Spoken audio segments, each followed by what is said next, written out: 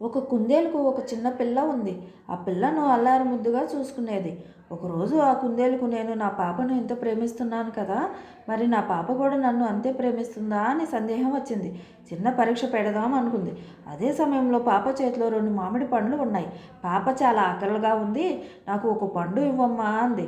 వెంటనే ఆ పాప పండు ఇవ్వకుండా 2 గబగబా కొరికి వేసింది. అది చూసి కుందేలుకు చాలా బాధ వేసింది. చాచా, ఎంత స్వార్థం దీనికి! నేను ఎక్కడ తింటాను అని 2 పళ్ళు కొరికి ఎంగిలి చేసింది అనుకుంటూ అక్కడి నుంచి బయటకు వచ్చింది. దానికి కళ్ళల్లోకి నీళ్లు వచ్చాయి. అంతలో చిన్న కుందేలు ఒక మామిడి పండుతో అక్కడికి పరుగున వచ్చింది. అమ్మా, నీకు ఇవ్వటానికి ఆ 2 పళ్ళల్లో ఏది బాగుందో అని కొరికి చూశాను. ఇదిగో ఈ పండు చాలా తీగా ఉంది. ఇది నువ్వు తిను, బాగోలేనిది నేను తింటాను అంటూ చేతిలో పెట్టింది.